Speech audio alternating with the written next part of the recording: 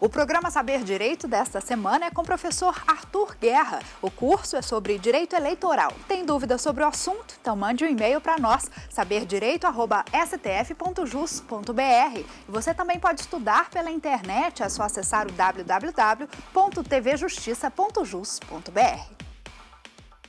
Olá, como vai? Eu sou Arthur Guerra, formado pela Pontifícia Universidade Católica de Minas Gerais, mestre em Direito Constitucional pela Universidade Federal de Minas Gerais e doutorando pela Universidade da PUC, também de Belo Horizonte. Professor de Direito Constitucional e de Direito Eleitoral, hoje nós teremos a oportunidade de conversar acerca desses temas, falando sobre direitos políticos e direitos eleitorais. Nesse sentido, na primeira aula, a gente vai trabalhar um pouco a respeito dos direitos eleitorais no Brasil, a democracia brasileira, como que ela se funda. Depois nós vamos falar um pouquinho mais sobre a capacidade eleitoral no Brasil, como que um sujeito vira cidadão e quais são essas prerrogativas dele na qualidade de cidadão. Em seguida, vamos ter a oportunidade de trabalhar as elegibilidades e inelegibilidades. E, por fim, vamos finalizar falando a respeito da questão da perda e suspensão de direitos políticos, a privação de direitos políticos no Brasil. Dessa maneira, damos início ao nosso curso, falando um pouco mais sobre direitos políticos, concebendo e entendendo um pouco da democracia brasileira. O Brasil, desde 88, como sabemos, inaugura um novo regime político na medida em que essa Constituição que nós temos hoje em vigor, ela estabelece desde seu artigo 1º as prerrogativas, a forma de fundamentação desse Estado e como que as coisas devem se suceder no restante de todo o texto constitucional. Sendo assim, desde o artigo 1º da Constituição, nós temos a previsão de que a República Federativa do Brasil, formada pela união indissolúvel de Estados, Distrito Federal e municípios, constitui-se num Estado democrático de direito e tem como fundamentos aqueles previstos ali nos incisos em seguida. Bom, se constitui naquele momento um Estado democrático de direito, é importante que nós vejamos que essa inspiração, desde o artigo 1º, vai acarretar toda uma influência no decorrer dos 250 artigos do texto constitucional e até dos seus atos das disposições constitucionais transitórias. O artigo 1º, ele é importante na medida em que, já traçando ali soberania, cidadania, valores sociais do trabalho, dignidade da pessoa humana, como fundamentos desse Estado, ele vai possibilitar que nós tenhamos uma alternância de regime ditatorial, antes de 88, para um regime democrático a partir de 88. Se tratando de fundamento desse Estado, nós percebemos então que tudo aquilo já existe. Todos aqueles preceitos na ideia de soberania, cidadania, dignidade da pessoa humana, já são estruturação do Estado brasileiro e, portanto, devem ser aperfeiçoados na medida em que, mesmo não sendo os melhores que nós temos, é a democracia possível para aquele momento do 5 de outubro de 88. E a cada dia mais, apesar de ser um fundamento estruturante do Estado brasileiro, nós já percebemos que cidadania, soberania e dignidade da pessoa humana se concatenam cada vez mais na ideia de possibilitar a participação do indivíduo dentro do Estado. Quando falamos, então, em direitos políticos, é importante que a gente tenha a perfeita noção de que política, para a nossa concepção aqui, vai significar um relacionamento entre poder e povo. Nesse relacionamento entre poder e povo, é importante que haja um conjunto de regras para possibilitar que a harmonia se concretize dentro do nosso Estado. Assim, é que quando falamos em relacionamento entre povo e poder, esse conjunto de regras aperfeiçoada não apenas pela Constituição, mas também por outras normas infraconstitucionais, como o Código Eleitoral, a Lei Geral das Eleições, como a Lei do Ficha Limpa e tantas outras que existem no nosso ordenamento, é que nós vamos ver que esse relacionamento possibilita que o cidadão, aquele sujeito dotado de capacidade política, ele possa interceder no poder, possa participar do poder e possa até mesmo cobrar um posicionamento do Estado acerca de determinadas questões que digam respeito aos rumos desse Estado. Portanto, quando falamos em direitos políticos, é muito importante o papel daquele sujeito que se enquadra como ator nessa situação. Esse é o cidadão. Cidadão é o sujeito geralmente pertencente aos nacionais de um país, geralmente pertencente ao povo de um país, dotado de capacidade político-eleitoral. O cidadão, portanto, é aquele que detém direitos políticos, podendo, portanto, interceder nos rumos do seu Estado, podendo, portanto, levar adiante as suas ideias e receber do Estado essa contraprestação de satisfação da publicidade, da transparência e de realização de políticas públicas. O cidadão, tecnicamente tomado, o termo tecnicamente tomado, não se confunde com o mero nacional. Portanto, há uma diferença entre brasileiros e cidadãos brasileiros. E é muito comum a gente ouvir alguém dizer assim, fulano de tal tem dupla cidadania, né? Confundindo ali com a ideia de dupla nacionalidade. Se o sujeito tem, por exemplo, nacionalidade italiana e brasileira, ele é um polipátrida com dupla nacionalidade. Agora, se ele, por exemplo, vota no Brasil e vota na Itália, aí sim nós podemos dizer que ele teria dupla cidadania, um termo técnico específico para aqueles que são dotados de direitos políticos. No Brasil, por exemplo, as crianças não são cidadãs. Não são cidadãs. São brasileiros dotados de direitos individuais, dotados de direitos de nacionalidade, mas não são cidadãs. Por quê? Porque não desempenham ainda a sua capacidade política e a sua capacidade político-eleitoral, eventualmente. Portanto, quando falamos em direitos políticos, o primeiro passo que devemos levar em consideração é a ideia de democracia. É muito comum um conceito de democracia que gira em torno da ideia de que democracia é um governo do povo, para o povo e pelo povo. Entretanto, esse conceito é extremamente limitado, na medida em que um governo do povo, para o povo e pelo povo, exige apenas que o povo participe, muitas vezes excluindo dessa categoria de povo uma grande massa de pessoas que deveria ter também uma participação efetiva nos rumos do Estado. Se pegarmos, por exemplo, o nazismo alemão, a gente vai notar que ali havia uma participação popular intensa nos rumos do Estado. Ali havia, sim, uma quantidade de plebiscitos intensa que possibilitava-se dizer que tudo aquilo era para o povo, pelo povo ou com o povo que o governo decidia. Entretanto, dois elementos não eram levados em consideração naquele momento e que são importantes para a caracterização de uma democracia. Esses elementos são justamente a ideia de respeito às diferenças, que na nossa Constituição aparece no artigo 1º ali com a ideia de pluralismo político e a ideia de dignidade da pessoa humana. A ideia de pluralismo político, ela vai se dar voltada a uma noção de que pluralismo político não se confunde necessariamente com pluripartidarismo. O pluralismo político tem a ver com o quê? No relacionamento entre poder e povo, há uma tolerância, há um reconhecimento sem perseguições daquelas pessoas que, por mais diferentes que sejam dentro da sociedade, dentro do âmbito do povo, elas não serão perseguidas pelo Estado, elas não terão problemas com o Estado simplesmente pelo fato de serem diferentes. Então, se um sujeito tem uma determinada preferência sexual, se o sujeito tem determinada religião, determinada cor de pele, preferência por um time, por outro time e etc., nada disso é motivo para que o Estado brasileiro persiga essa pessoa.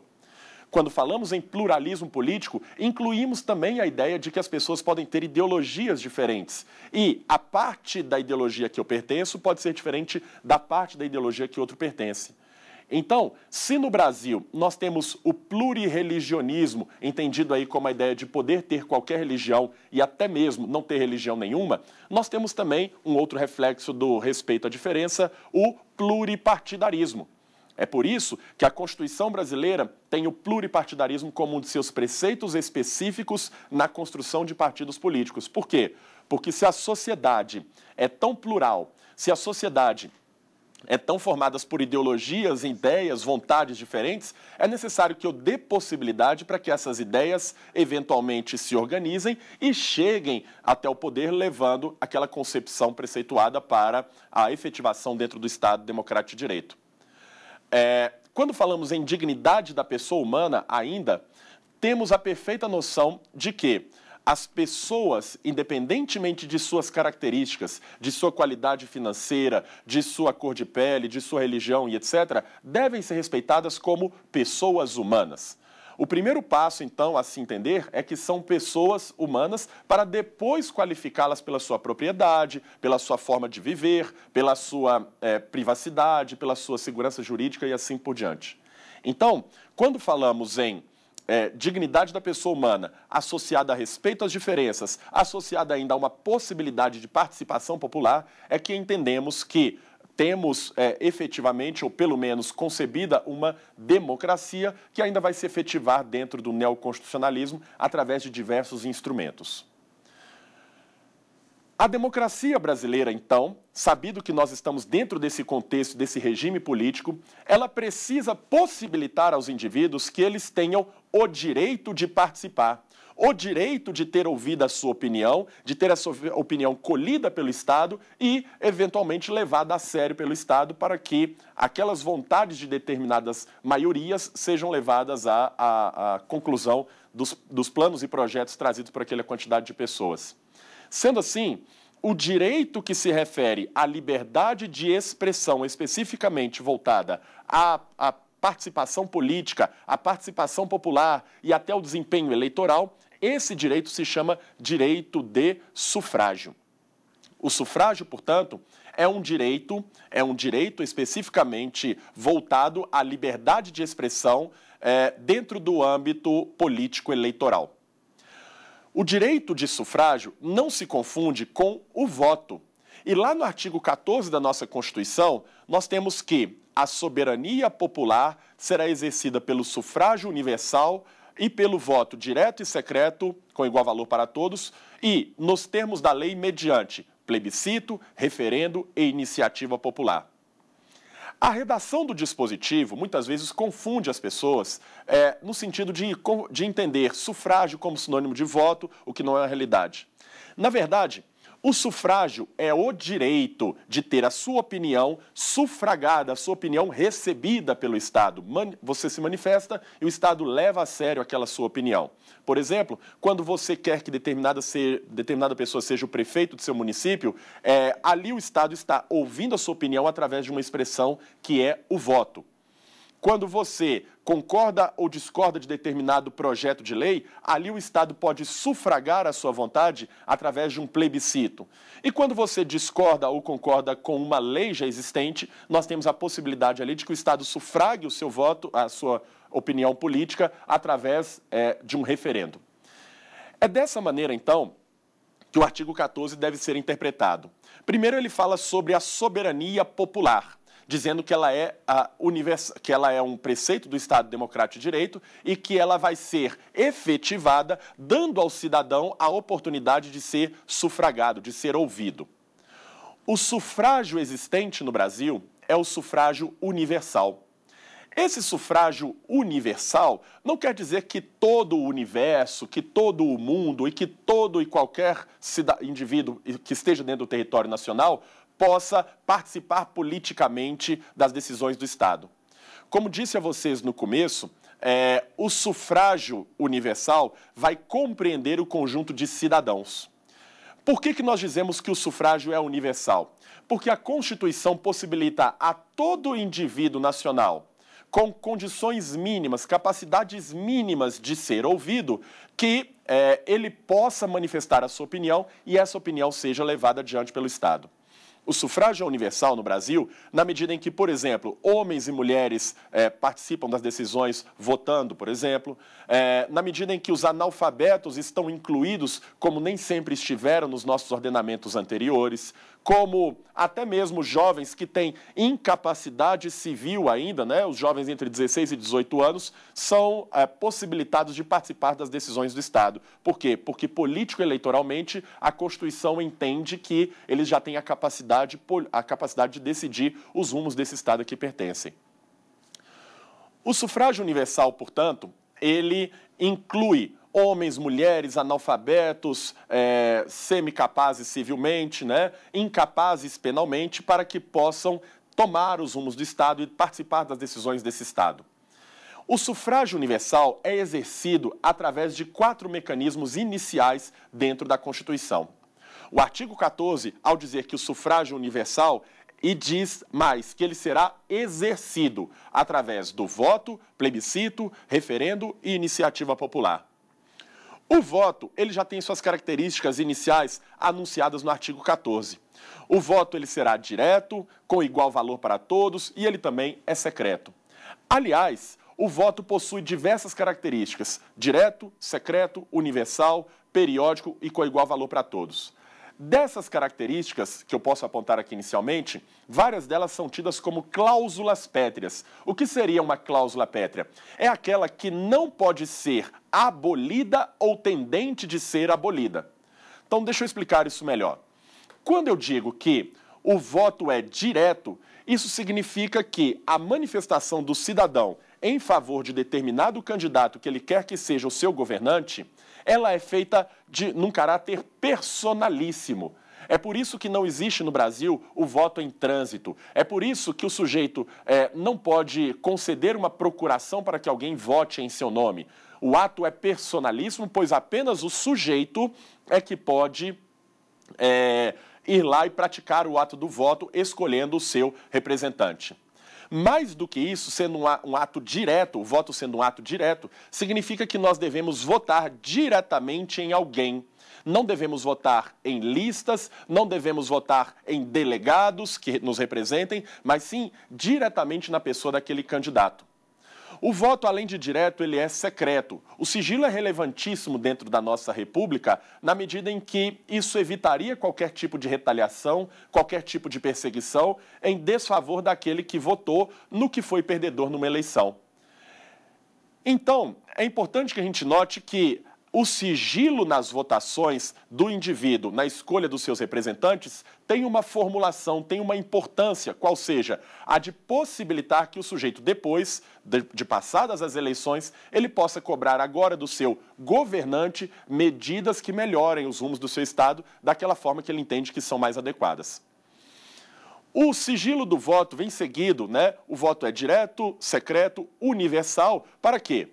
De que adiantaria que o sufrágio, ou seja, a possibilidade de participar, fosse universal, mas quem efetivamente exercesse esse direito não fosse capacitado para tanto, não pudesse votar? O sujeito, quando vota, ele está abrangido também por essa universalidade de cidadãos compreendidos dentro do sufrágio. O direito ao voto, então, é direto, secreto, universal, periódico, que quer dizer, a periodicidade das eleições é um corolário de qualquer república. Ao contrário do que muitos imaginam, ele não é um preceito necessariamente da democracia, ele é um preceito da república, ou seja, essa forma de governo pressupõe alternância no poder. Pressupõe que, diferente do que acontece numa monarquia, o governo ele não é instituído, ele não é formado apenas pelos descendentes de uma rainha, de um rei, ele não é formado apenas por aqueles que são lordes e etc., para que possam desempenhar esses cargos e ocupá-los da mesma maneira.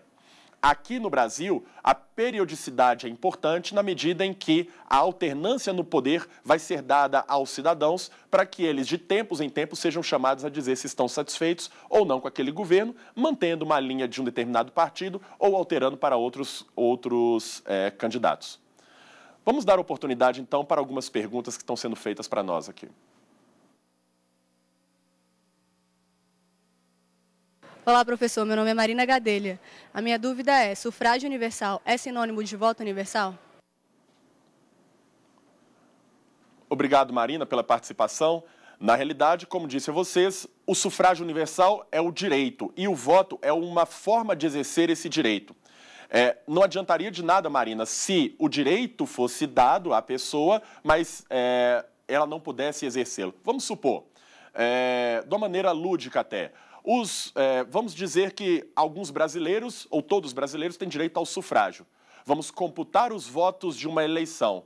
Mulheres participaram e homens participaram. Mas o voto da mulher seria um voto café com leite. A mulher não teria ali o seu voto computado como sério. Então, na realidade, ela não teria o voto compreendido dentro da ideia de sufrágio universal.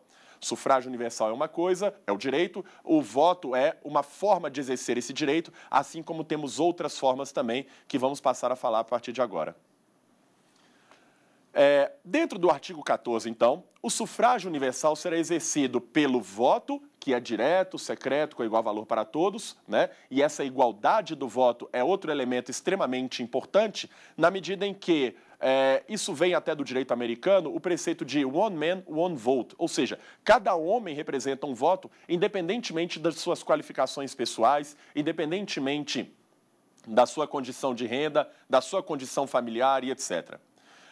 Se, em alguns lugares, o voto do homem vale mais do que o voto da mulher, o voto do alfabetizado vale mais do que o voto do analfabeto, aqui no Brasil não. No dia das eleições, todos somos iguais, efetivamente iguais, ao menos no que diga respeito ao cômputo dos seus votos.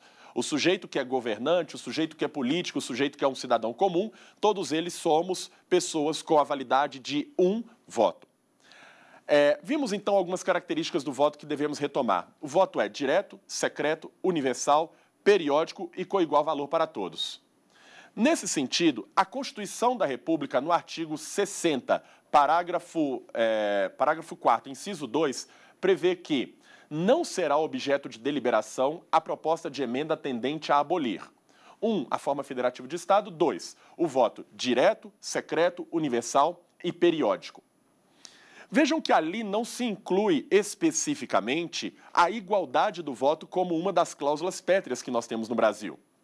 A igualdade do voto, na realidade, ela vem como uma cláusula pétrea que descende não desse inciso 2 do artigo 60, parágrafo 4º, inciso 2, mas do inciso 4º, que menciona que os direitos individuais também são cláusula pétrea.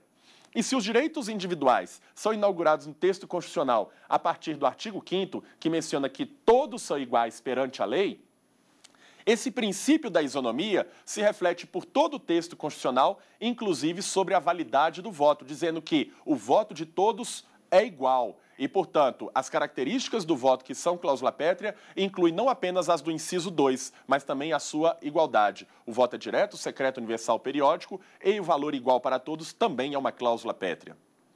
Outra característica do voto, que muitas vezes é esquecida, é a sua obrigatoriedade, porque, como vamos ver daqui a pouco, o voto é obrigatório a todo aquele que é maior de 18 anos, menor de 70 anos e alfabetizado.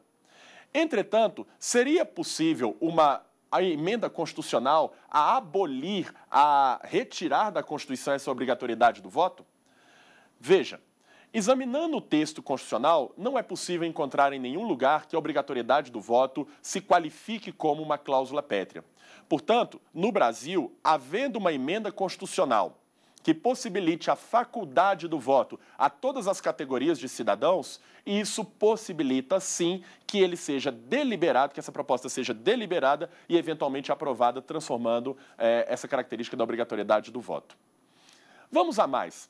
Vamos falar um pouco agora das outras formas de expressão, as outras formas de manifestação ou de modo de exercício desse direito chamado sufrágio. O sufrágio é exercido pelo voto, além disso, pelas consultas populares. As consultas populares previstas no Brasil são de duas espécies, o plebiscito e o referendo. Ambas as espécies são de controle ou de competência exclusiva do Congresso Nacional. O artigo 49 da Constituição, em seu inciso 5º, prevê como compete exclusivamente ao Congresso Nacional, né, a questão dos plebiscitos e referendos. Ambos institutos são consultas populares. Por quê? Normalmente, os nossos parlamentares, o nosso executivo e os outros legitimados para tanto propõem projetos de lei, o legislativo aprova esses projetos de lei sem se preocupar ou sem perguntar diretamente ao cidadão a sua opinião a respeito daquela lei que está sendo aprovada. Existem manifestações, abaixo-assinados, manifestações pela internet, pelas redes sociais, etc. Mas essas manifestações, vejam, não são formais e muitas vezes não são levadas a sério no sentido de serem concretizadas pelo nosso legislativo. A participação popular é muito importante, mas ela pode ser exercida por qualquer pessoa na sua liberdade de expressão do artigo 5º, como um direito individual. Quando nós falamos especificamente de uma manifestação formal, em que o indivíduo seja chamado pelo Estado ou que o indivíduo participe em decorrência de uma vontade do Estado para dizer se concorda ou discorda com as leis que estão sendo criadas, nesse caso excepcional, nós temos aí ou um plebiscito ou um referendo, que são as espécies de consultas populares. Plebiscito e referendo não são de competência privativa da União. Quero dizer, existem plebiscitos e referendos na União, nos estados, Distrito Federal e municípios. Em todos os âmbitos onde há um legislativo, é possível que esses representantes do povo na criação de leis chame ao seu povo e faça essa consulta popular. Quando eu falo que é competência exclusiva do Congresso Nacional, é no que diga respeito às leis federais, às leis especificamente federais, as da União. Assim, é que o plebiscito e o referendo se diferenciam basicamente por um traço. O plebiscito é feito de maneira prévia. O plebiscito, ele é realizado antes da criação da lei, ou mesmo até da eficácia da lei. Se a consulta popular é feita no momento preliminar, nós temos um plebiscito que vai dizer se essa lei entra para o ordenamento jurídico ou não, ou mesmo se um projeto de lei será aprovado ou não. Quando eu digo respeito ao referendo, a situação é um pouco diferente. Por quê? Porque neste caso, eu já tenho uma lei que foi aprovada, eu já tenho uma lei que foi criada, que já está provavelmente em vigor, e aí o Congresso Nacional vai chamar aos cidadãos para que eles se manifestem favoravelmente, referendando, ratificando esta lei criada, ou para que ele rejeite aquela lei através desse referendo. É nesse sentido, então, que plebiscito e referendo se diferenciam, não podendo ser confundidos com abaixo-assinados ou até, às vezes, com algumas consultas feitas por agências executivas, por outros órgãos e autarquias que entendem que a consulta popular é importante, mas muitas vezes ela é aberta porque não há um controle específico sobre a regularidade como cidadão, ela é aberta a qualquer pessoa. Então, às vezes, encontramos dentro de sites governamentais, né, do executivo estadual, municipal, enfim, que nesses sites é possível colher a expressão e a vontade das pessoas dentro do Estado, a respeito da criação de um parque, por exemplo, a respeito da criação de uma área de proteção ambiental, e nesse sentido nós não temos ali efetivamente um plebiscito ou um referendo acontecendo. Além dos plebiscitos e referendos, terminamos aqui, né, a parte especificamente sobre os modos de exercício do sufrágio, falando sobre a iniciativa popular. A iniciativa popular é extremamente importante dentro do nosso Estado. Muito embora ela seja pouco exercida, dadas as dificuldades criadas desde o texto de 88 da Constituição.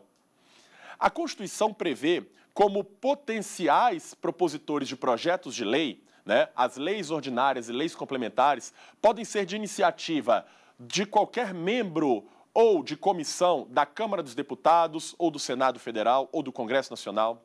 Pode ser de iniciativa do Presidente da República, de iniciativa do Supremo Tribunal Federal e tribunais superiores, pode ser de iniciativa, inclusive, do Ministério Público, do Procurador-Geral da República e, por que não dizer também, na forma do artigo 61 da Constituição, podem ser de iniciativa também do cidadão através da iniciativa popular.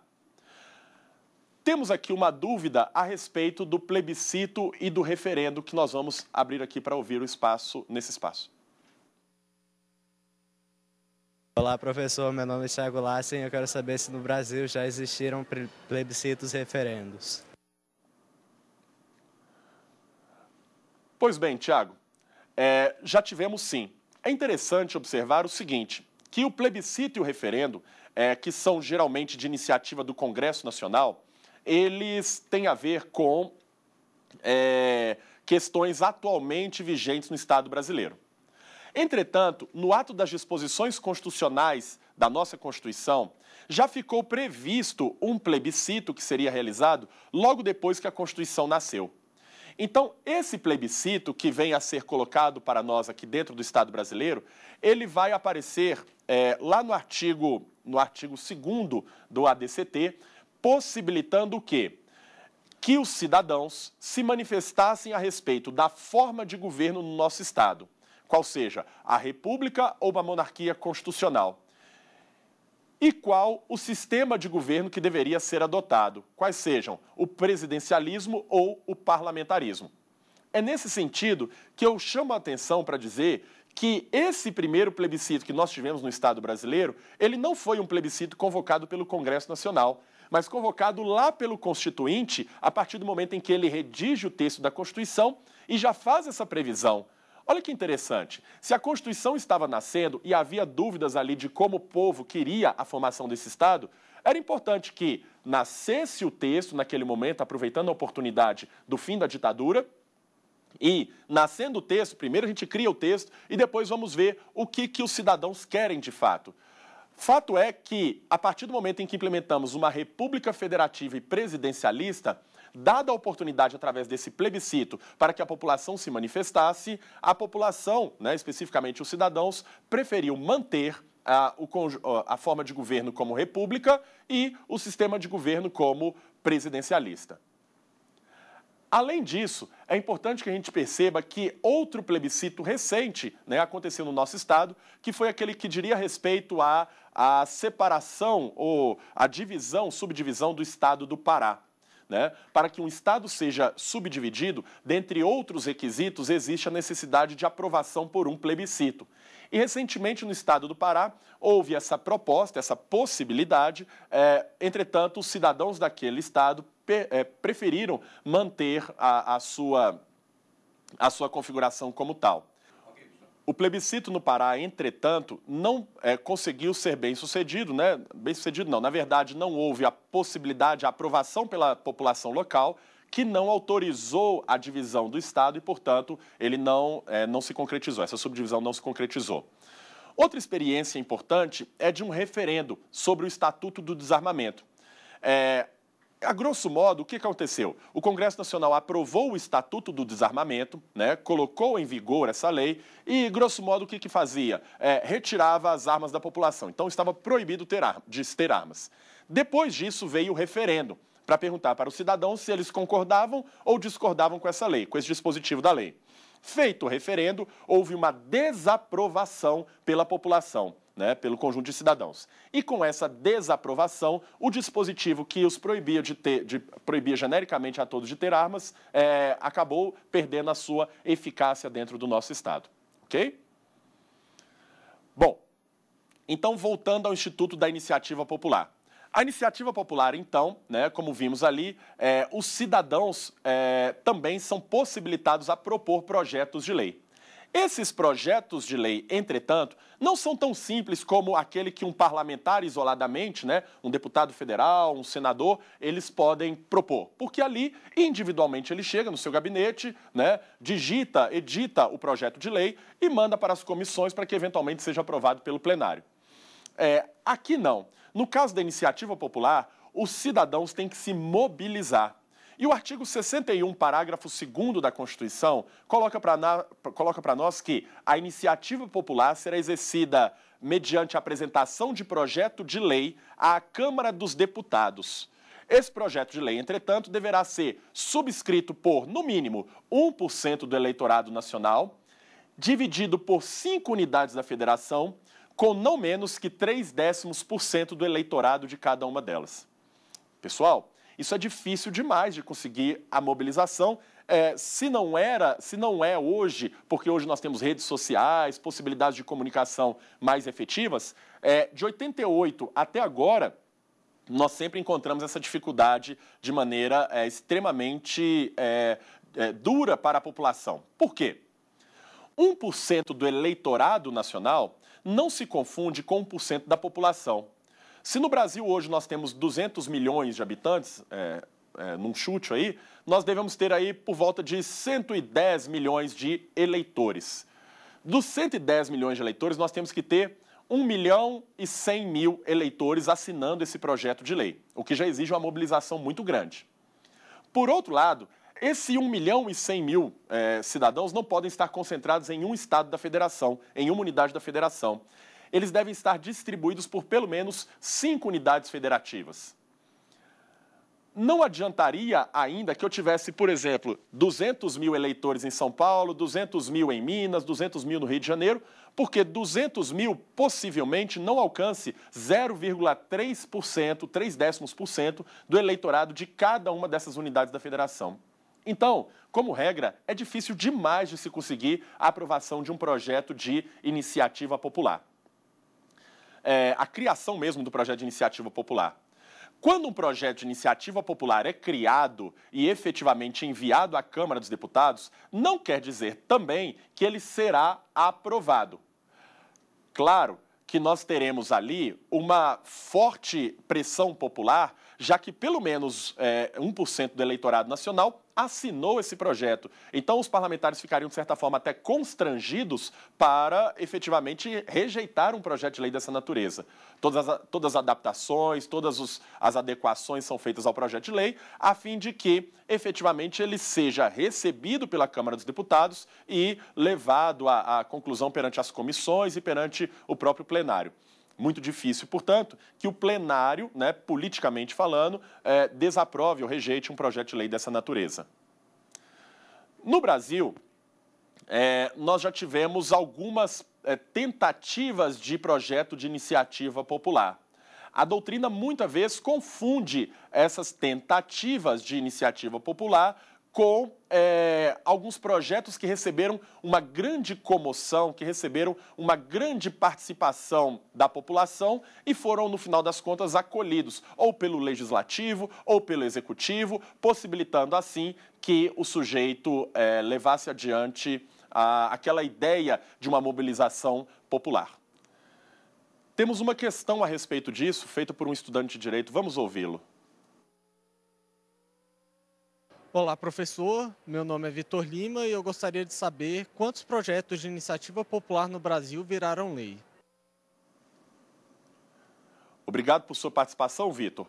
Bom, na realidade, como disse para vocês, diversas tentativas já ocorreram dentro do nosso Estado. Um dos projetos de lei que mais se manifesta aí na doutrina seria o projeto de lei a respeito dos crimes hediondos, uma alteração nos crimes hediondos para colocar o homicídio qualificado como um crime hediondo. Na realidade, naquele momento, houve uma grande mobilização popular, inspirada por uma grande autora de novelas, e nessa mobilização popular o que aconteceu foi simplesmente que as assinaturas foram colhidas.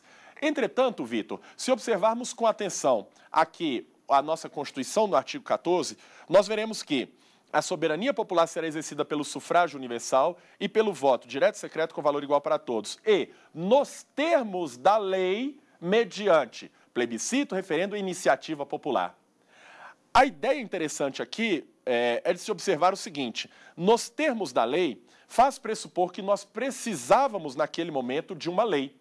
E a lei ainda não havia nascido dentro do Estado brasileiro. Se a Lei de Crimes Hediondos, 8.072, precisava ser alterada, nós estávamos ali no contexto de 1994. A ideia da iniciativa popular já tinha nascido na Constituição, mas a regulamentação da iniciativa popular ainda precisava ser criada pelo Congresso Nacional. E veja que ela só vai ser criada em 1998, através da Lei Federal 9.709. Portanto, em 94, o sujeito podia recolher várias assinaturas, abrangendo 1% do eleitorado nacional, dividido por 5 estados, 0,3% do eleitorado de cada um deles, mas faria o quê se faltava uma regulamentação? É nesse sentido, então, que a gente observa que naquele momento era juridicamente inviável que um projeto de lei de iniciativa popular fosse levado adiante. Nós não tínhamos a lei. Trata-se de um dispositivo constitucional de eficácia limitada, portanto, dependente de complementação. O que aconteceu na prática foi que as assinaturas foram recolhidas, o presidente da República, à época, acolheu a ideia do projeto de lei, e acabou que a autora da ideia ficou como autora de novela mesmo, porque não foi ela que contracenou. Quem fez ali a representação especificamente da iniciativa foi o presidente. Através do Poder Executivo, esse projeto foi apresentado à Câmara dos Deputados, levado adiante e alterando a Lei de Crimes Hediondos. Depois disso ainda, se em 98 foi criada a lei que regulamentava o Instituto da Iniciativa Popular, é interessante notar que essa empolgação levou a uma outra questão importante. Em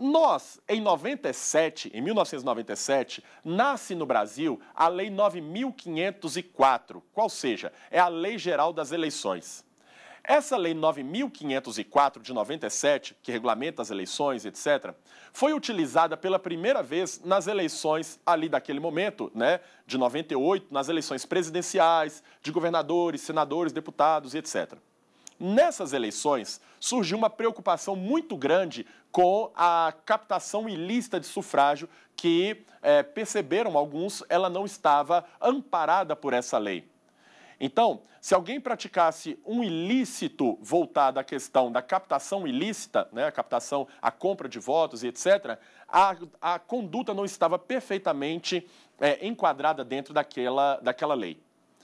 Sendo assim, a partir de 98, com a criação da Lei 9.709, da Iniciativa Popular, plebiscito e referendo, viabilizou-se a ideia de que, a partir de agora, a população poderia se mobilizar com uma força maior, criar um projeto de iniciativa popular que, vamos dizer, tipificasse, pelo menos no âmbito eleitoral, tipificasse essa captação ilícita de sufrágio. O projeto de lei foi criado. Entretanto, as assinaturas não se conseguiam consumar. A gente não conseguia alcançar o 1% do eleitorado nacional nos moldes da Constituição. O que foi acontecendo, então? É importante lembrar, nesse momento aqui, o artigo 16 da Constituição, que fala sobre o princípio da anualidade eleitoral. Esse princípio prevê que as normas que alterem o processo eleitoral, elas entram em vigor na data de sua publicação. Entretanto, elas não podem valer no período de 1 ano da entrada em vigor. Ou seja, na prática, o que isso vai significar? As eleições para prefeito seriam em outubro de 2000. E em 99, nós teríamos que aprovar essa lei até antes da data dessas eleições, até 1 ano antes da data dessas eleições. Chegava julho, agosto, setembro e o número de assinaturas ainda não tinha sido atingido no Brasil. Mobilização da CNBB e da OAB, nesse sentido, não conseguiram levar adiante o acolhimento de mais assinaturas. Talvez hoje, com as redes sociais, com a mobilização maior, nós conseguimos, mas naquela época não. Nesse momento, então, um grupo de parlamentares, de deputados federais, 89 deputados federais, se reúnem com essas entidades promotoras da Iniciativa Popular e resolvem acolher o projeto de lei.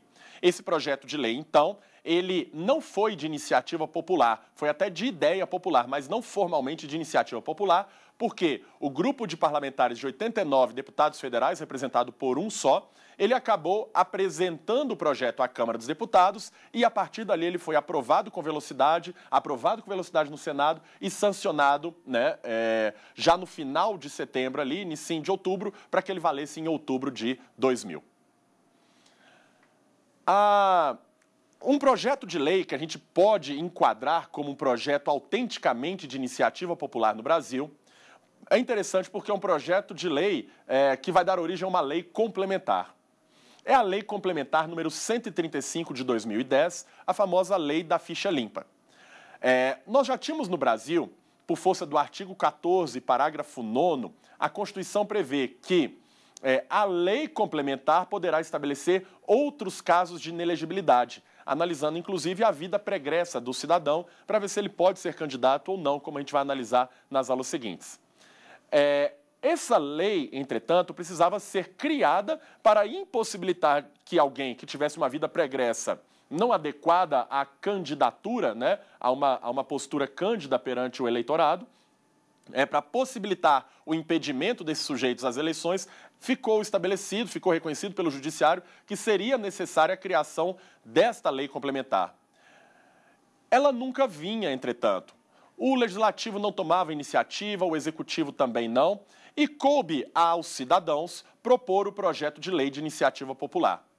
Esse projeto, então, foi criado com algumas necessidades de adequações, remetido à Câmara dos Deputados, né, com um número bastante de assinaturas, com pessoal bastante para analisar as assinaturas e adequação do projeto de lei, consertaram no que fosse necessário e, finalmente, nasce no Brasil a Lei Complementar 135 de 2010, que altera a antiga Lei de Inelegibilidades, a número 64, que é de 1990. A Lei Complementar 64 de 1990, ela não tinha as previsões acerca da vida pregressa do sujeito.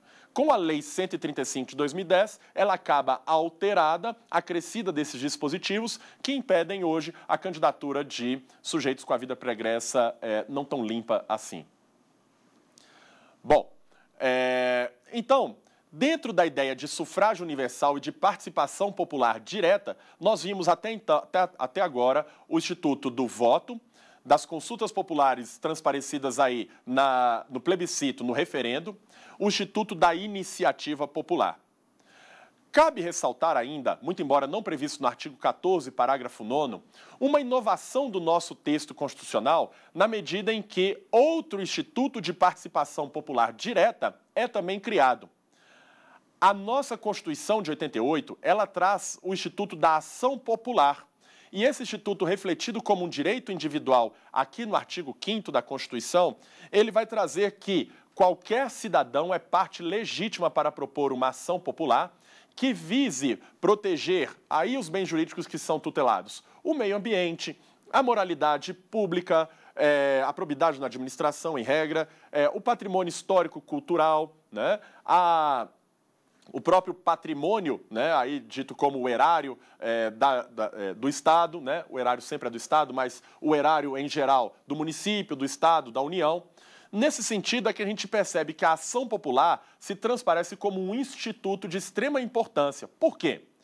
Porque qualquer cidadão, isoladamente, é capaz de peticionar, exercendo o seu direito de petição, fazer uma petição, encaminhar ao Poder Judiciário e um juiz, vendo que aquele ato eventualmente ofende o meio ambiente, por exemplo, o juiz pode anular o determinado ato. Vamos chegar num exemplo. Suponhamos que uma determinada lagoa próxima a um estádio de futebol, ela vai ser aterrada. Essa lagoa que vai ser aterrada, entende um cidadão isoladamente, diferente da iniciativa popular que eu preciso de uma mobilização, um cidadão isoladamente vai até o Poder Judiciário dizendo que aquela conduta, aquele ato do prefeito, do Poder Executivo, eventualmente ofenderia o meio ambiente, prejudicaria o meio ambiente de maneira preventiva ou de maneira repressiva. O Judiciário pode deferir o pedido anulando aquele ato. Veja como é importante o papel do cidadão, porque ele sozinho se coloca em grau de equivalência com os seus governantes, com os seus representantes, emissores desses atos. Ainda, imaginemos que um ato praticado pelo Poder Legislativo seja um ato que, no entendimento desse cidadão, ofende a moralidade pública. Então, suponhamos que uma determinada lei é criada, mesmo a criação desta lei, que eventualmente cria um benefício, um auxílio paletó, por exemplo, para um conjunto de vereadores, esta lei ela pode ser combatida via judicial por iniciativa de um cidadão. É interessante perceber que a Constituição coloca que qualquer cidadão é parte legítima para propor essa ação. Então, a regra geral da capacidade processual civil não se aplica nesse caso. Quero dizer, se existem no Brasil cidadãos com idade entre 16 e 18 anos, que, portanto, não adquiriram ainda a capacidade civil plena, normalmente, esses sujeitos, para processarem, né, para ajuizarem ações, seriam representados, ou melhor, seriam ali assistidos pelos seus pais, pelos seus tutores, etc. Então, num processo, né, quando um menor de 18 anos deseja litigar em juízo, ele precisa dessa assistência. Aqui eu não estou falando de um processo civil comum. Aqui eu estou falando de um processo ou de uma ação de natureza constitucional. E para exercer esse direito, a Constituição é bastante clara ao estabelecer que qualquer cidadão, ou seja, basta a qualidade de cidadão, independentemente de sua capacidade civil, qualquer cidadão é parte legítima para propor a ação popular que vise anular esses atos lesivos aos institutos que a gente acabou de mencionar. Assim, a ação popular é uma medida judicial. A iniciativa é uma medida legislativa. Comparando ainda, temos que a ação popular é proposta ou pode ser proposta por apenas um indivíduo, nada impedindo que mais participem no polo ativo da ação popular. A iniciativa popular deve ser exercida por um conjunto de indivíduos mobilizados nos termos da Constituição. 1% do eleitorado, dividido por 5 unidades da federação e com não menos que 0,3% do eleitorado de cada uma delas. Portanto, até agora, analisando os direitos políticos e direitos eleitorais no Brasil, nós tivemos a possibilidade de analisar a nossa democracia, como funciona a democracia no Estado brasileiro. Vimos ainda que a democracia, ela pressupõe a ideia de soberania popular, de que o povo é verdadeiramente o dono desse Estado, é o povo realmente quem toma as decisões nos rumos do nosso país. A soberania popular ela é exercida pelo sufrágio universal, que vimos tratar-se de um direito de participação ou um direito de expressão política que pode ser desempenhado através do voto, através do instituto do plebiscito, do referendo, através da iniciativa popular. Por fim, fizemos uma comparação com outro instituto constitucional, uma ação popular, que é um instituto inovado na Constituição de 88, mas que não se confunde com a iniciativa popular, tendo em vista que esta última iniciativa popular é um instituto perante o Legislativo e a ação popular é um instituto manifestado perante o Poder Judiciário. Na próxima aula, analisaremos ainda outras questões sobre direitos políticos e direitos eleitorais. Aguardo vocês e até amanhã. Tem dúvida sobre o assunto? Então mande um e-mail para nós, saberdireito@stf.jus.br. Você também pode estudar pela internet, é só acessar o www.tvjustiça.jus.br.